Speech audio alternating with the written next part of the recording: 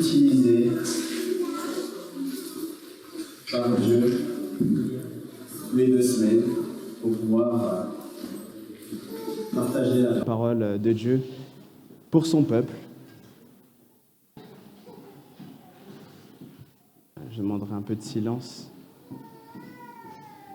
Alors, je disais, oui, c'est un privilège pour moi de me retrouver devant vous parce que on ne sait pas combien de temps on aura cette opportunité de pouvoir se rencontrer, d'être ensemble, parce que nous savons que les choses vont aller de mal en pire, de mal en pire. Est-ce que je crois qu'il y a une petite résonance au niveau du micro? Yes, les Larsen. Par la grâce de Dieu, on va quand même prêcher, même s'il y a la technologie. Alors la semaine dernière, enfin pas la semaine dernière, il y a 2 semaines, est-ce que vous vous rappelez du titre de la prédication? Ah, je te donne la permission.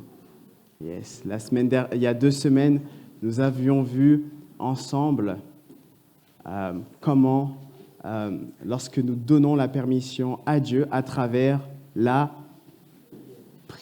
prière, exactement. Et donc aujourd'hui, nous allons méditer sur un texte qui va vous édifier, un message de la part de notre Dieu pour que nous puissions voir par la suite, suite à ce que vous avez pu faire peut-être durant les 2 dernières semaines, vous avez donné la permission à Dieu pour qu'il puisse agir dans votre vie. Et ce matin, on va regarder ce qui se trouve dans la Bible et on va voir ce que Dieu fait lorsqu'il reçoit la permission. Vous savez, aujourd'hui, de nos jours, il y a beaucoup de personnes qui recherchent à avoir plus de foi. Est-ce que vous vous sentez concerné? Oui. Yes, yes. Qui aimerait avoir plus de foi? Yes, exactement. Amen. Gloire à Dieu. Nous recherchons tous la foi parce que la foi est nécessaire. Et nous avons besoin de cette foi pour que Dieu puisse vraiment prendre plaisir envers nous. J'aimerais vous poser la question, est-ce que vous avez déjà pris l'avion? Qui a déjà pris l'avion? Ah, vous êtes beaucoup, hein? Est-ce que vous avez peur de l'avion? Oui. Ah, yes. Donc, vous avez un peu peur de l'avion. Est-ce que vous réalisez que lorsque vous allez sur un site Internet pour pouvoir commander un billet d'avion, en fait, vous donnez votre accord à la compagnie pour qu'il puisse choisir un pilote approprié avec un avion approprié pour que vous puissiez arriver à destination, n'est-ce pas? Yes. Et lorsque vous rentrez dans l'avion, finalement, c'est-à-dire que vous êtes d'accord pour que le pilote puisse avoir la liberté d'agir en fonction des situations qu'il va rencontrer dans les airs. Et c'est la même chose pour la voiture. Imaginez-vous que, voilà, je sais que cet après-midi, je crois qu'il y aura des perturbations au niveau des métros ou des trains. Donc, imaginez-vous que vous êtes là et je vous dis, écoutez, si tu veux, je te dépose à la maison. Et donc, si vous me faites assez confiance, si vous avez foi plus ou moins à ce que vous allez arriver à destination sans accident, sans incident, vous allez dire, OK, tu peux me déposer, même lorsque vous n'avez jamais vu mon permis. Vous êtes en train de mettre votre foi dans cette situation, n'est-ce pas? Et lorsqu'on dit, j'arrive à 4 heures du matin, j'ai mon vol à telle heure et j'arrive à 4 heures du matin, est-ce que tu peux venir me chercher? Vous avez de la foi. Et Jésus nous dit qu'il nous suffit d'un tout petit peu de foi. Et vous savez, lorsque vous montez l'avion, vous n'avez jamais vu la licence des pilotes. Et pourtant, vous les faites confiance. N'est-ce pas? On est obligé. Est-ce que vous savez qu'en 2009, il y a une personne qui a été arrêtée parce qu'en fait, c'était un agent d'entretien et il pilotait des avions, un Boeing 740, pendant 12 ans, sans une licence de pilotage pendant 12 ans. Il a conduit, il a fait des allers-retours et il n'avait pas de diplôme. En 2009. Et là, vous pourrez me dire, bon, depuis 2009, il y a eu beaucoup d'efforts et tout, ils ont sûrement durci les règles, etc. En 2019, le Parisien informe qu'il y a une personne qui a fait des études commerciales, qui n'était pas pilote, avait aussi piloté l'avion depuis plus de 13 ans. Et on l'a démasqué parce qu'en fait, il y avait une procédure d'urgence et vu la manière dont il a agi, ils ont fait une enquête et ils ont réalisé que ce n'était pas un pilote. En 2019. Maintenant, les Haïtiens, ils auraient dit « nous entraver ». Ça veut dire qu'on a de gros problèmes parce qu'entre 2009 et en 2019, il y a eu 2 incidents. Maintenant, la question que j'aimerais vous poser, c'est que le but, ce n'est pas de vous faire peur pour l'avion, mais est-ce que parmi vous, il y a des personnes qui vont prendre l'avion dans quelques semaines ou dans quelques mois? Ou peut-être quelques années, hein? On n'a pas le choix. Ah, on n'a pas le choix. Donc du coup, qu'est-ce que vous allez faire? Allez-vous placer votre foi malgré...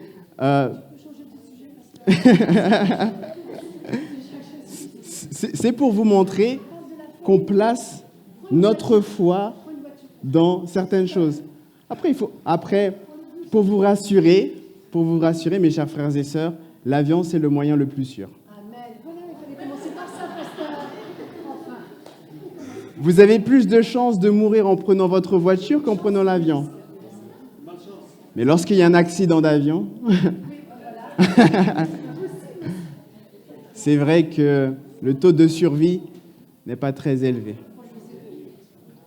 Et la question que j'ai envie de vous poser en ce matin, et si vous placiez cette foi dans le domaine spirituel, à quel point votre vie pourrait être changée? Est-ce que votre vie serait changée radicalement vers le positif ou radicalement vers le négatif? Pour être honnête avec vous, je n'ai pas la réponse à cette question. Parce que c'est une réponse que vous devez trouver par vous-même en plaçant votre foi en Dieu ou pas. Mais sachez que vous placez votre foi dans tellement de choses lorsque vous prenez les transports en commun, lorsque vous prenez l'avion, la voiture, lorsque vous allez au restaurant, vous ne savez même pas s'il a eu un diplôme au niveau de la restauration, vous ne savez pas ce que vous allez manger. On va dans les supermarchés, on achète des fruits et des légumes, on ne sait pas réellement qu'est-ce qu'ils ont fait avec ces choses-là. Et si on plaçait notre foi dans les choses spirituelles? À quel point notre vie serait changée?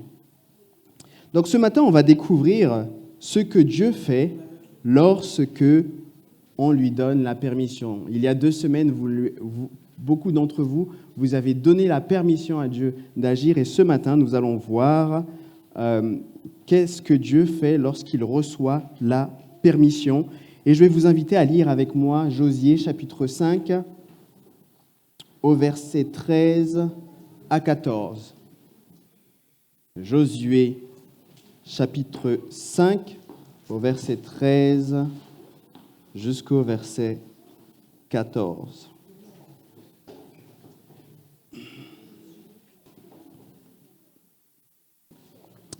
Lisons. Comme Josué était près de Jéricho, il leva les yeux et regarda. Voici qu'un homme se tenait debout devant son épée, son épée dédaignée dans la main. Josué alla vers lui et dit : « Es-tu pour nous ou pour nos ennemis ? » Il répondit : « Non, je suis le chef de l'armée de l'Éternel. J'arrive maintenant. » Josué tomba le visage contre terre, adora et dit : « Que dit mon Seigneur à son serviteur ?» Le titre de cette méditation, j'ai décidé de l'intituler « Lorsque Dieu reçoit la permission ». Dites à la personne à côté de vous « Lorsque Dieu reçoit la permission ».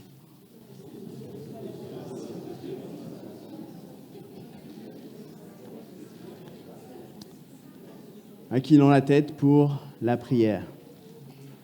Notre Père, notre Dieu, nous voici devant toi pour écouter ta parole en ce matin. Père éternel, je te demande d'être avec moi, de me cacher derrière la croix de Jésus. Sanctifie-moi, purifie-moi, Seigneur Dieu, purifie ma langue, mon esprit, afin que toutes les pensées, tout ce qui est en moi puisse être obéissant à ta volonté, Père éternel. Sois avec ton peuple, prédispose leur cœur, et que tous les mauvais esprits qui pourraient distraire tes enfants, Seigneur Dieu, qu'ils puissent fuir loin de ce lieu. Merci pour ta présence, merci de nous parler en ce matin. Transforme nos vies, transforme nos cœurs, dans le nom de Jésus. Amen. Mes chers frères et sœurs, ici, nous avons Josué. Je ne vais pas faire une prédication sur la bataille de Jéricho, mais je vais seulement prendre 2 textes, les 2 versets que nous avons lus précédemment, et analyser avec vous ce que ce texte veut réellement dire spirituellement. Ici, nous avons Josué qui est le chef de l'armée de l'Éternel, c'est-à-dire il était le chef du peuple d'Israël. Il dirigeait l'armée de l'Éternel. Josué va sûrement, après sa prière du matin, très tôt le matin, il va passer un moment et il va donner la permission à Dieu. Alors, c'est vrai que vous allez me dire, mais je suis désolé, pasteur, mais le texte ne mentionne pas que Josué, dans ce que tu viens de lire, que Josué a passé du temps dans la prière tôt le matin.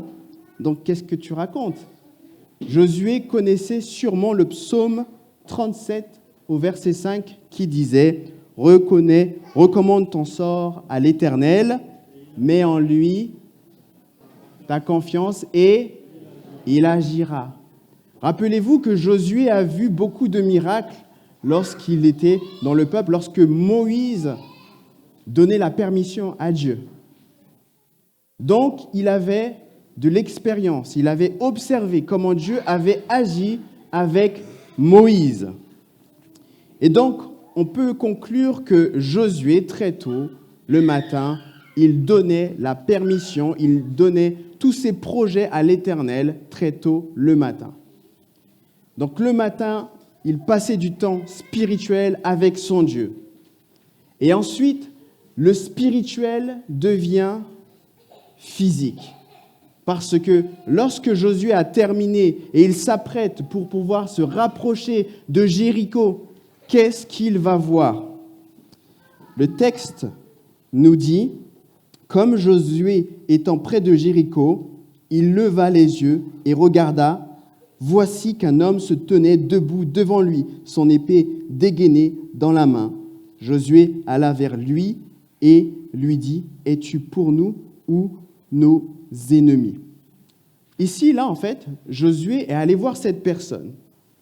On est toujours dans un contexte de guerre. Et j'étais en train de réfléchir, mais je disais, mais c'est plutôt audacieux quand même de se rapprocher parce que tu ne sais même pas si c'est ton ennemi, il peut te prendre par surprise. Et là, je me suis dit que il a sûrement plus d'expérience que moi. Et je me suis dit que c'était sûrement un signe qu'il avait entre lui et Dieu.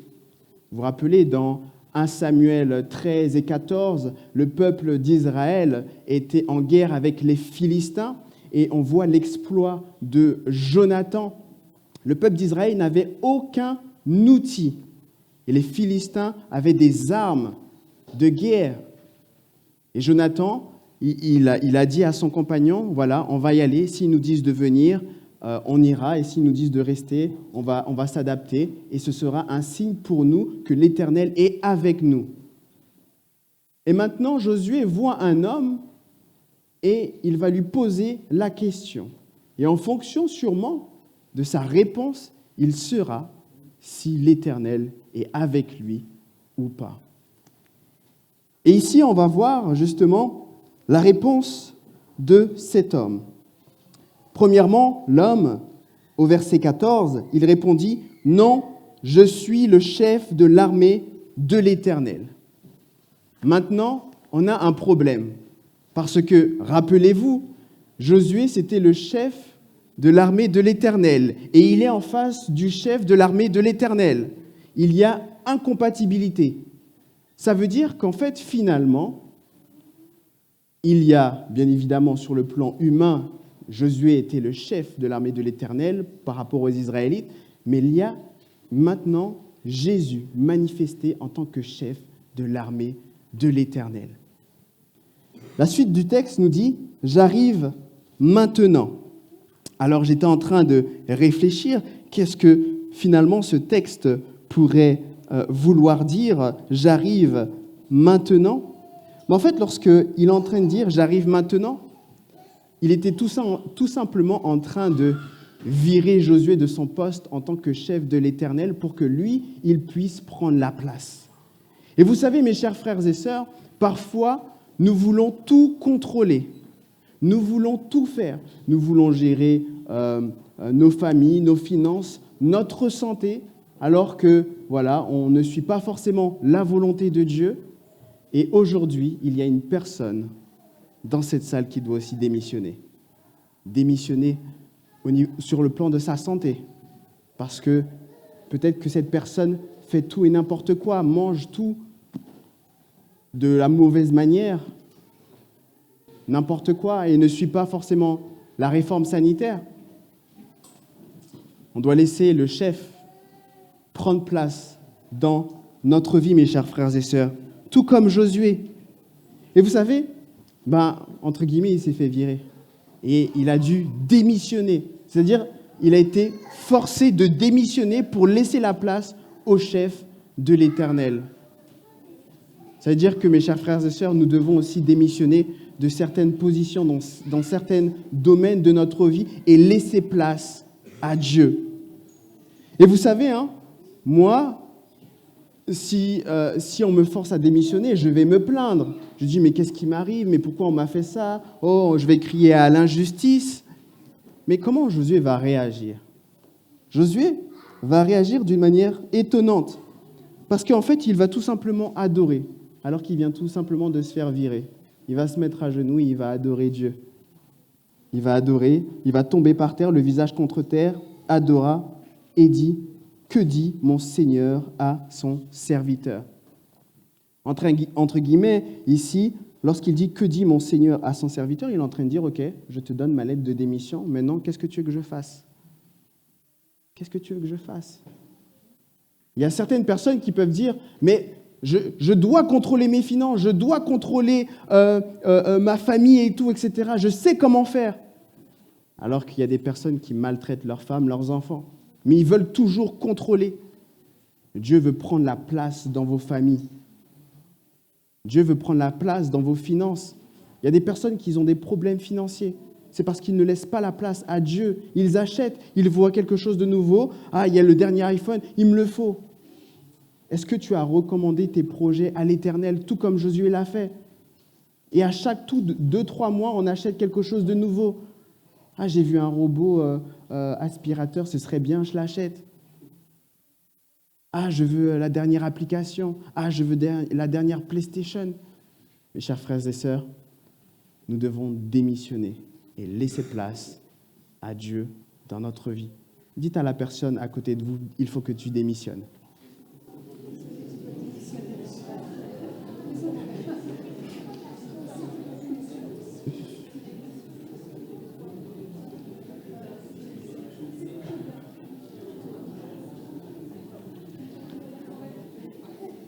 Maintenant, je vois qu'il y a beaucoup de sourires alors qu'on vous demande de démissionner. Moi aussi, je dois démissionner. Je dois démissionner. Exactement. Mes chers frères et sœurs, c'est vraiment sérieux. Et vous savez, lorsqu'on démissionne, qu'est-ce qu'il nous reste à faire? Qu'est-ce que Josué a fait lorsqu'il a démissionné. Il est resté par terre. Et vous savez, le défi qu'il avait, c'était Jéricho. Et l'ange, enfin l'homme qui est devant lui, le chef de l'armée de l'Éternel, il va lui dire « Enlève tes souliers parce que c'est un lieu saint ». C'est-à-dire, là où vous avez des problèmes peut devenir un lieu saint parce que l'homme, le chef de l'armée de l'Éternel, est présent. Et lorsqu'il est présent, automatiquement, le lieu où vous êtes est saint. C'est-à-dire en plein milieu du désastre. Peut-être que vous avez perdu votre boulot, peut-être que ça va mal dans votre famille, votre mari ou votre femme pose problème, vos enfants ne vous écoutent pas, les enfants ne veulent plus venir à l'église, vos enfants ont quitté l'église. Et j'en passe. Il faut que tu démissionnes et que tu restes par terre, en train de prier. Parce que rappelez-vous, qu'est-ce qu'il est dit un peu plus haut ? Son épée dégainée dans la main. C'est-à-dire qu'il est prêt à combattre. Ce n'est pas votre combat. Ce n'est pas votre combat, c'est le combat de l'Éternel. Et encore, dans 1 Samuel 13 et 14, on n'aura pas le temps de lire, mais le peuple d'Israël n'avait aucune arme. Et on va le lire. 1 Samuel 14, au verset 20. On va voir qu'est-ce que Dieu il a fait. 1 Samuel 14, au verset 20, il est dit « Puis Saül et tout le peuple qui était avec lui se rassemblèrent et s'avançaient jusqu'au lieu du combat. Alors les Philistins tournèrent l'épée les uns contre les autres dans un très grand trouble. » C'est-à-dire que les Philistins, ils étaient là, prêts à massacrer le peuple d'Israël. Sûrement, ils étaient en train d'aiguiser leur épée, les Philistins, l'un à côté de l'autre. Et d'un seul coup, Dieu a pris le contrôle du combat et ils se sont entretués. Parce que ce n'était pas le combat du peuple de Dieu. C'était le combat de Dieu. Et j'ai envie de vous dire, mes chers frères et sœurs, des fois, vous arrivez dans une situation où vous dites, j'ai tout essayé, je ne sais pas quoi faire, mais laissez Dieu agir en démissionnant, parce qu'il est prêt à combattre. C'est lui qui va combattre, c'est lui qui va changer le cœur de votre mari, de votre femme, de vos enfants. Parce que des fois, on ne veut pas démissionner. Il dit, ah non, moi, je vais aller lui parler, je sais comment lui parler. Et vous allez lui parler et vous allez faire pire, plus de dégâts. Et c'est vrai que vous avez peut-être de bonnes intentions, mais malheureusement, parce que vous n'avez pas démissionné, ces personnes-là vont s'endurcir et ils risquent d'avoir encore plus de haine et de colère envers Dieu, tout simplement parce que vous n'avez pas démissionné. Et finalement, je me suis dit, waouh, quand même, Josué, on peut apprendre beaucoup de choses par rapport à cela. Et moi, j'ai envie de dire, Seigneur Dieu, j'ai envie de démissionner dans beaucoup d'aspects dans ma vie parce que des fois, on veut être le chef, on veut être le directeur, on veut être un peu toutes ces choses-là, mais on doit laisser le gestionnaire sans défaut, le meilleur directeur qu'il soit, Jésus, dans notre vie.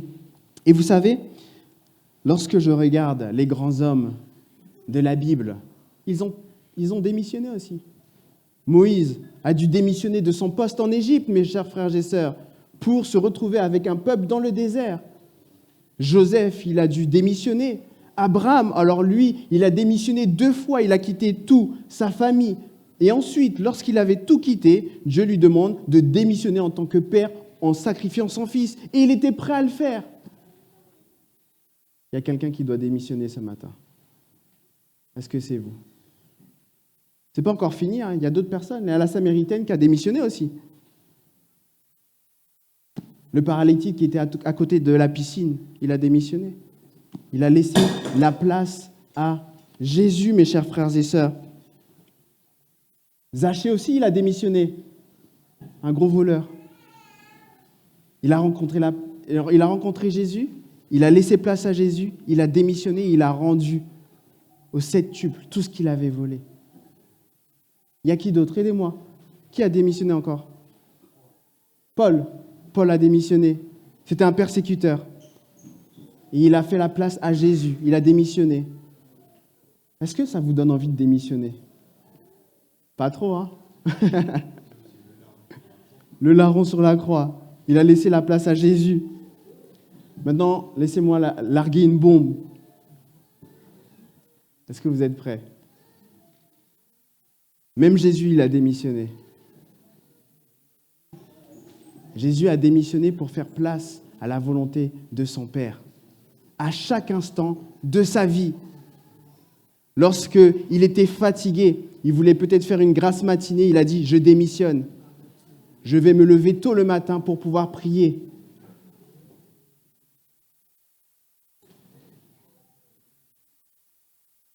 Il y a beaucoup de personnes qui ont démissionné. Hein. Est-ce que moi, j'ai démissionné dans ma vie? Dans beaucoup de domaines. Il y a tant de personnes qui ont démissionné. Et finalement, vous découvrez qu'en fait, c'est à travers le fait de démissionner que Dieu reçoit réellement la permission. Parce qu'en fait, la permission, c'est être d'accord avec la personne, c'est de lui donner une autorisation, c'est lui donner la liberté d'agir comme il le veut. Et vous savez, lorsque vous avez une vie de soumission, lorsque vous démissionnez constamment comme Jésus, la Bible va nous donner un détail qui se trouve dans Colossiens 2, au verset 9. Et regardez ce qu'il est dit de Jésus, qui démissionnait à chaque instant de sa vie pour pouvoir laisser place à la volonté de Dieu agir dans sa vie. Il est dit, en effet, c'est en lui qu'habite corporellement toute la plénitude de la divinité. Parce que Jésus démissionnait constamment, même lorsqu'il était dans le jardin de Gethsémanée. Son côté humain, il disait, pars, fuis. Là, la coupe qui t'est réservée, c'est énorme. Il a demandé à son père s'il y avait moyen d'éloigner cette coupe. Et le père, il a dit, tu vas aller jusqu'au bout. Et donc, il a démissionné. Et il est allé jusqu'au bout. Il est allé jusqu'au bout pour vous et moi. Il y a beaucoup d'hommes dans la Bible qui ont aussi démissionné, mes chers frères et sœurs, pour que nous puissions laisser la place à Dieu, pour dire à Dieu, Seigneur, agis en moi, transforme-moi. Il est temps de démissionner dans nos postes. Il est temps de démissionner lorsque dans le commérage, peut-être dans les jeux vidéo, peut-être dans les séries de télévision qui nous apprennent des choses qui ne sont pas pures, honorables, justes. Peut-être qu'il est temps de démissionner, le temps de démissionner lorsqu'on parle de la fornication, de l'adultère, du mensonge. Est-ce que vous voulez démissionner ce matin et laisser place à Jésus? Et vous savez, finalement, lorsque vous rentrez dans ce processus et que vous êtes tous les jours, vous donnez votre lettre de démission à Dieu, spirituellement parlant, à travers la prière, parce que la prière vous donne la permission à Dieu d'agir en vous à travers la démission. Donc Dieu reçoit réellement la permission dans le fait que vous démissionnez de votre poste. Et regardez ce que le texte de Colossiens va aussi dire, va aller aussi dans ce sens. Colossiens toujours 2, je crois que c'est le verset 10. Vous avez tout pleinement en lui, qui est le chef de toute domination et de toute autorité. C'est en lui aussi que vous avez été circoncis d'une circoncision qui n'est pas faite par la main d'homme, mais de la circoncision de Christ, qui consiste à vous dépouiller du corps de votre nature pécheresse. C'est ça la démission. C'est-à-dire qu'on doit se dépouiller de notre nature pécheresse. Et lorsqu'on se dépouille de notre nature pécheresse, de nos envies, qu'est-ce qui se passe? Dieu est en train de reconstruire l'image que nous avons perdue à cause du péché. C'est-à-dire que Dieu essaie de reconstruire sa personne en nous et il nous redonne ce que nous avons perdu avant le péché. Allons dans Genèse 2, Genèse chapitre 1, au verset 26. Et vous allez voir le but pour lequel Dieu vous a créé. Puis Dieu dit, faisons l'homme à notre image, à notre ressemblance, et qu'il domine sur les poissons de la mer, sur les oiseaux du ciel, sur le bétail, sur toute la terre, sur tous les reptiles qui rampent sur la terre. C'est-à-dire que Dieu vous a créé pour que vous puissiez dominer par lui et grâce à lui. Et lorsqu'on regarde toutes les personnes qui ont donné leur lettre de démission, Josué, qu'est-ce qu'il a fait? Il a arrêté le soleil. Moïse, qu'est-ce qu'il a fait? Il a ouvert la mer, il l'a refermée. Dieu l'a utilisé pour les plaies en Égypte. Jésus a appelé les poissons, a multiplié la nourriture. Jésus a marché dans l'eau. Philippe, il s'est téléporté. Il a baptisé une personne et elle est sortie. Il dit, mais il est où Philippe? Téléportation. En fait, il a été transporté si j'utilise les mots bibliques. Mais téléportation, les jeunes comprennent directement. Est-ce que vous voyez l'impact de la démission? Moi, je suis surpris. Je dis, waouh! Même tout ce qui se passe dans le ciel, on est censé avoir domination, même sur les choses célestes. Vous avez vu, quand le prophète a fait descendre du feu,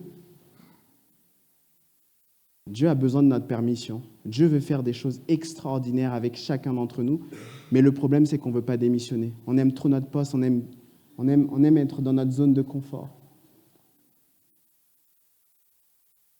Ça fait réfléchir. J'aimerais terminer avec une histoire. Un jour, il y avait un enfant qui avait d'énormes difficultés. Difficultés à lire, dyslexique. Il avait du mal à écrire. En orthographe, n'en parlons même pas.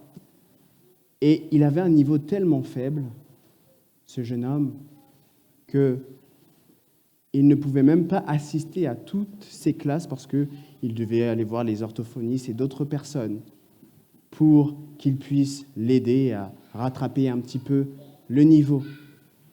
Et de temps en temps, il allait quand même en classe. Et un jour, ce jeune homme, il voulait essayer de voir les exercices de ce que les autres faisaient pour essayer de faire.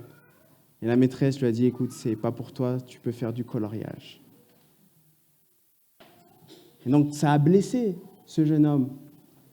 Et ce jeune homme a continué, et il a continué à faire des efforts. Et le coup de grâce, c'est lorsque, malgré ses efforts, il réalise qu'il n'a pas les capacités pour l'école. L'école et lui, ils n'étaient pas amis, ils étaient ennemis. Et malgré tous ses efforts, un jour, le directeur de l'école va sortir un carnet et va dire, vous voyez ce carnet? Il y a une personne dans la classe qui va aller en 6e.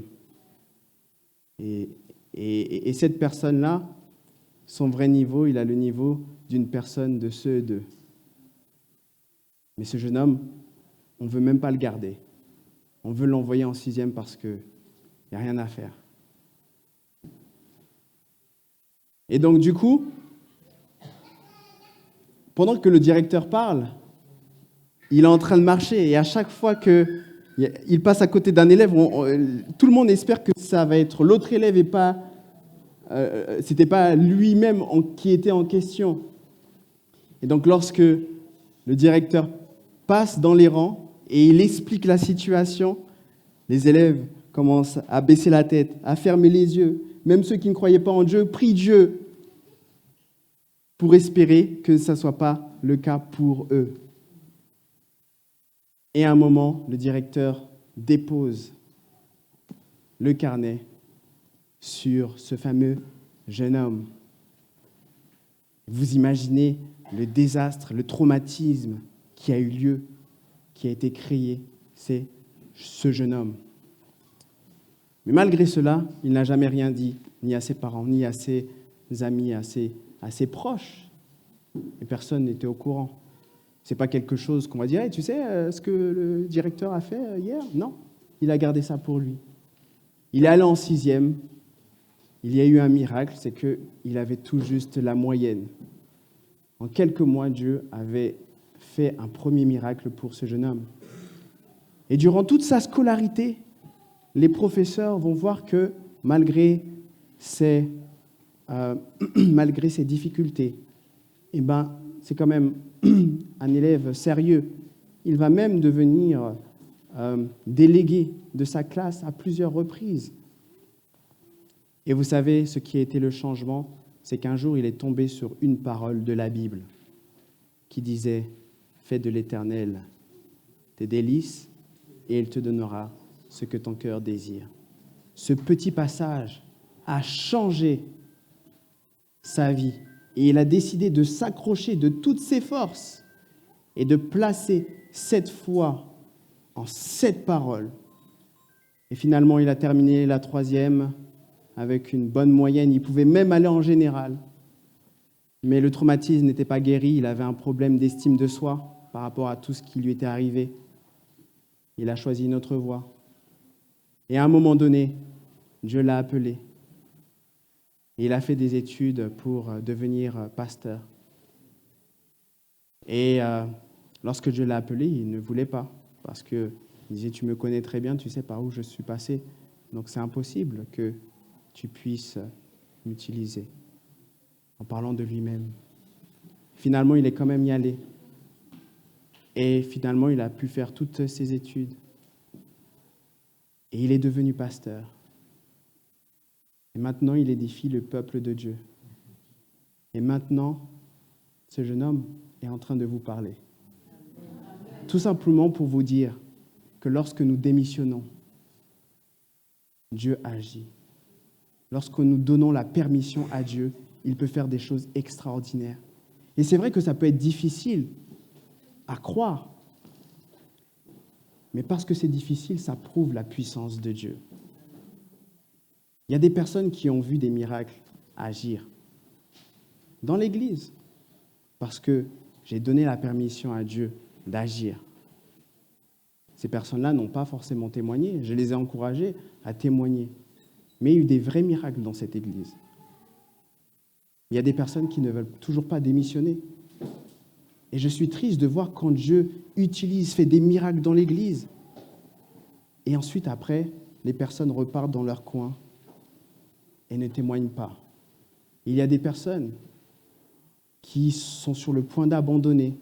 Ils se disent, Dieu ne n'agit plus aujourd'hui. Et si ces personnes avaient démissionné pour pouvoir témoigner, ces témoignages, je ne l'avais jamais réellement dit. Mais aujourd'hui, je démissionne pour laisser la place réellement à Dieu. Et même si j'ai démissionné par le passé, il me reste tant de domaines encore auxquels je dois encore démissionner. Ça veut dire là, ce que vous voyez là maintenant, vous n'avez encore rien vu, parce que Dieu a des projets au-delà de tout ce que je peux imaginer. Et ce que vous avez fait depuis que vous êtes chrétien et adventiste dans cette église, vous n'avez encore rien fait. Mais lorsque vous allez démissionner, mes chers frères et sœurs, les gens ne vont pas vous croire. Ils vont dire, toi, non, c'est impossible. Tu as toujours été comme ça. Et lorsque vous savez d'où Dieu vous a retiré, vous n'avez plus peur de témoigner parce que toute gloire doit lui revenir. Il y a des personnes qui pensent que je suis super intelligent. Quand on me pose des questions, la réponse vient comme ça. Non, le texte de Colossiens nous dit clairement que nous avons tout en lui. C'est lui qui révèle, c'est lui qui utilise. Dites à la personne à côté de vous, vous n'avez encore rien vu de ce que je peux faire. Allez, allez, allez.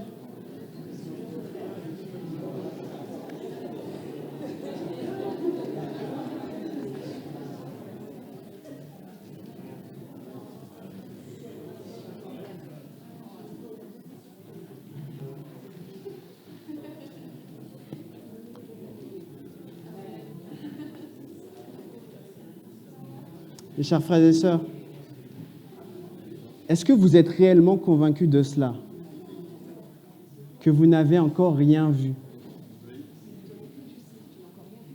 Vous savez, lorsque les disciples, je vais terminer sur ça, lorsque les disciples étaient en train de chasser les mauvais esprits, ils pensaient qu'ils étaient arrivés au top, mais ils n'avaient encore rien vu, parce que le Saint-Esprit n'était même pas encore là. Et vous savez quoi? Dieu nous promet un bouquet final. C'est-à-dire que ce que vous voyez dans les Actes des Apôtres, vous n'avez encore rien vu. Parce que le Saint-Esprit, lorsqu'il va être envoyé dans sa toute-puissance, vous n'avez encore rien vu. C'est du sérieux.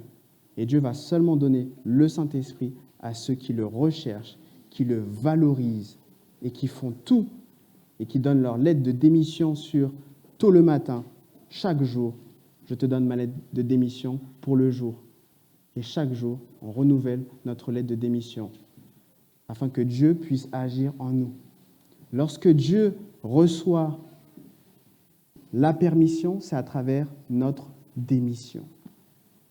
Mes chers frères et sœurs, je ne sais pas pour vous, mais j'ai envie de dire, Seigneur Dieu, j'aimerais être comme tous ces hommes de foi, Abraham, Moïse, Joseph, Zachée, la femme qui avait la perte de sang, toutes ces personnes-là. Seigneur Dieu, aide-moi encore à démissionner sur tous les autres domaines de ma vie où je refuse de démissionner. Est-ce que c'est votre désir? Si c'est votre désir, je vais vous demander de vous lever et nous aurons la prière qui sera faite par Énéas par rapport à cela. Je vous demande de vous lever.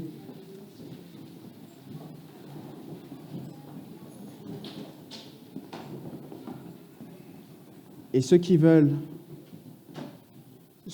vraiment continuer dans ce processus de pouvoir donner la permission à Dieu à travers la prière continuellement, ceux qui veulent démissionner quotidiennement. Moi, personnellement, je ne sais pas pour vous, mais moi, j'ai décidé de me lever tôt le matin, tous les jours à partir de demain, et de faire des moments de méditation et de prière pour demander l'onction, pour demander la présence de l'Esprit de Dieu dans ma vie. Je sais, il a fait énormément pour moi dans ma vie, mais je sais encore que je n'ai encore rien vu. Et c'est pour cela que je vais demander encore plus de sa présence. Et si c'est votre souhait, là c'est moi personnellement que je vais faire.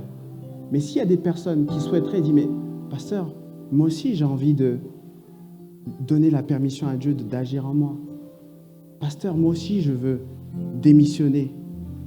Est-ce que je peux me joindre à toi dans cette démarche? Chaque matin, je serai connecté sur Zoom à 5 heures du matin pour passer un moment en prière. Et peut-être le week-end, ce sera à 6 heures pour vous donner une heure de répit. Et nous passerons des moments de prière. Et il y aura vraiment sur l'emphase à la recherche du Saint-Esprit pour les 2 premiers mois, chaque matin. Chaque matin, pendant les 2 premiers mois, durant les méditations matinales, ce sera à la recherche du Saint-Esprit. Donc, si c'est votre désir, vous pouvez dire, Seigneur Dieu, je veux m'engager, je veux, prendre part à ce processus. Je ne sais pas quand est-ce que l'Esprit de Dieu va descendre, mais je sais que si je me prépare, au moment où il descendra, il va venir sur moi. Mais si vous refusez de démissionner, alors l'Esprit de Dieu risque de passer à côté. Ceux qui veulent vraiment donner la démission, ils peuvent se rapprocher. Ceux qui veulent vraiment donner la permission à Dieu d'agir réellement, si vous en avez marre de votre situation, vous pouvez vous rapprocher. Les anges vont prendre note de toutes les personnes. Si vous préférez rester, vous pouvez aussi rester. Et nous aurons la prière avec notre cher frère Énéas.